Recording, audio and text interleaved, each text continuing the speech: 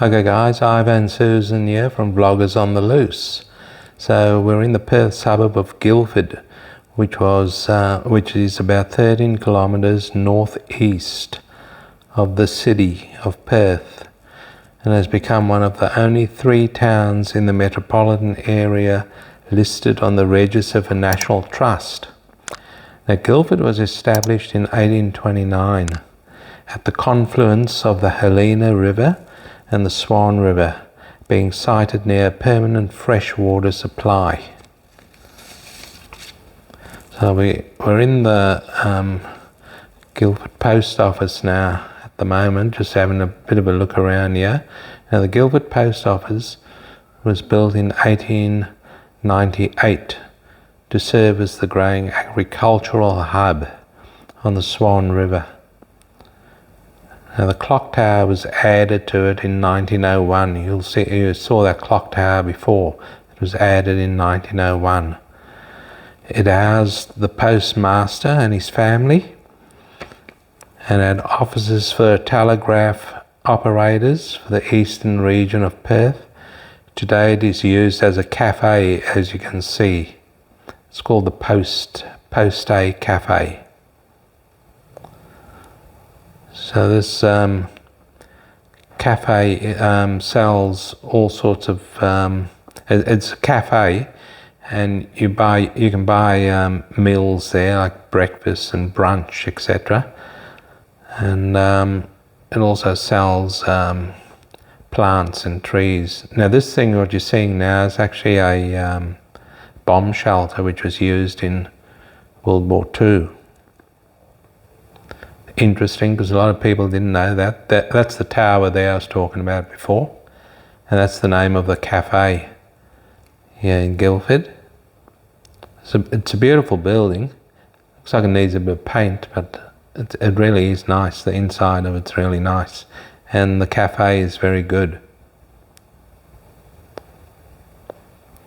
It's just the railway line over there, because the post office is right in front of the railway line. So we've got the Mechanics Institute now. We're over here at the Mechanics Institute at 20 Meadows Street in Guildford. And this is a heritage listed building also.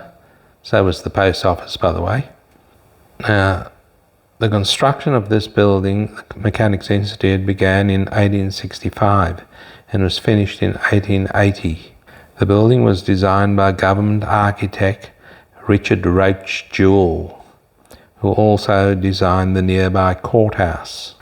Now, the Guildford Mechanics Institute was formed in 1862 by wealthy landowners and businessmen of the Swan district, with the object of improving education for working tradesmen of the town. It was the first public hall in the area, and it was used for public meetings, lectures, concerts, educational workshops, and also housed a lending library of educational books for young men. Today the building continues to be used for meetings and workshops.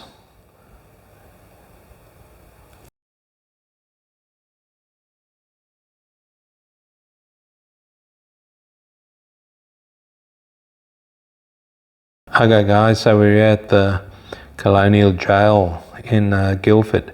Now, the jail was built in several stages between 1841 and 1867, because soon after settlement it became apparent that they needed a jail in Guildford, because they had 3 pubs in the town, and there was a lot of drunkenness and disorderly behaviour back then.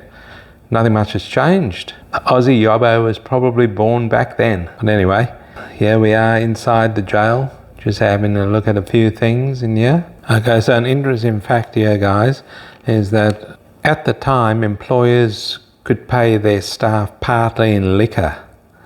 So that didn't help much with the drunken behaviour of some people, because they were getting virtually free alcohol in lieu of wages.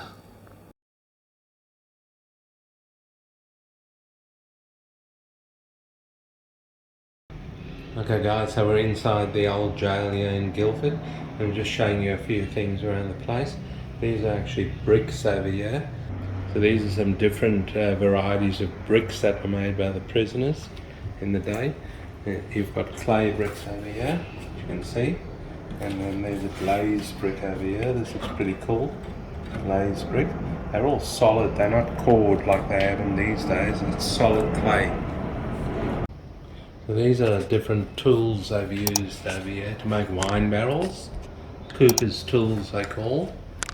And a variety of different tools over here. Looks pretty cool. And you've got the wine barrel over there with some vino on top. Nothing in it, of course, because I've drank it all. And we've got the carpenter's tools over here. Yeah, I remember in the day my dad had a few of these type of things. Pretty cool stuff, because he was a carpenter. So, different logs and stuff used to actually, the tools are actually used to cut these logs. And check this out guys, check these huge saws over here. And the old water bag up there on the wall. That looks pretty cool. A few of you might remember. I think they used to have it in the front of cars when they used to drive along to keep it cool, the water. We've got a few more tools over here. A lot of different tools and stuff from the day, so they were quite advanced coming out here and bringing all their tools with them from England, I guess.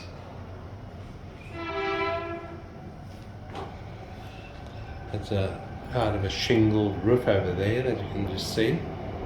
Still intact today. Okay, so this is actually a hand-operated butter worker table. It's used to in a nutshell, it's used to make butter. Pretty interesting. And there's a bit of a write-up there for you about how it all works, how it all goes together. Pretty interesting stuff. And just check the roof out in here guys. It's a pretty steep roof. It's all solid jarrah, the timber, and it's still standing today. So that's pretty cool.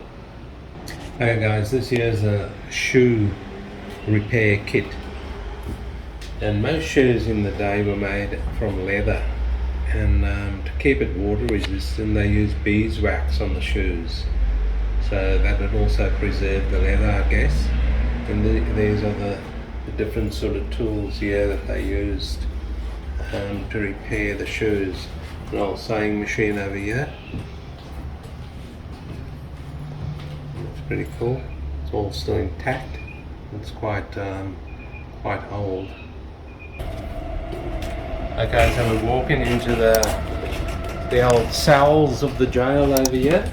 And this is the corridor, and the cells lead off the corridor. So this is one of the cells over here guys, and it's quite a time. It's got a little bed in there, so it looks fairly comfortable. These weren't hardened criminals that were kept here. The people that were kept in here were mainly drunken, disorderly and petty theft. So the cells were fairly, I guess, nice because they're a decent size.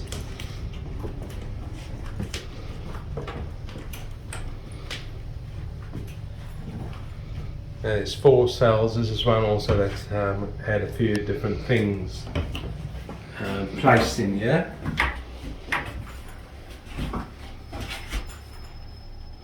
You've got a few kitchen utensils over here, meat grinder over there, the looks of it, or coffee grinder.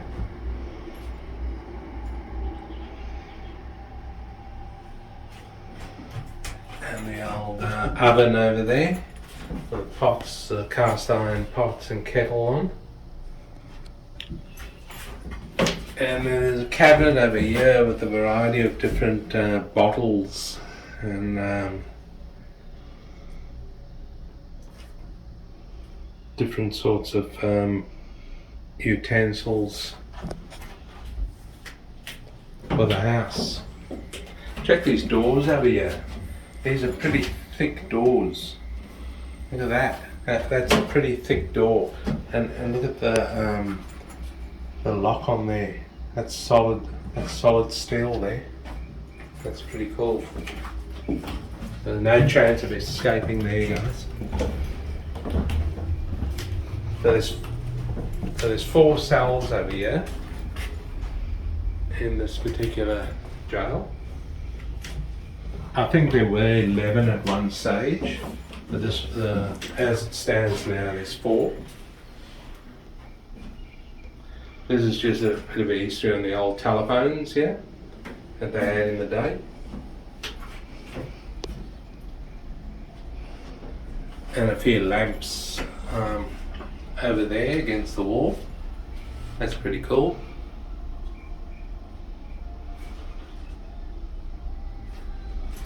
And a desk over here. Solid desk, solid timber. So this here's the exercise yard, guys, that we're in. This is where the prisoners used to do exercise in the day. And over here we've got a variety of different machinery that they used around the place. It's pretty cool. There's a massive variety here. The gate's locked, so we can't get in there. But, more machinery over here. Old pot belly stove over here, which is pretty cool. A Metters stove, which I'm sure a few people have got in their houses today.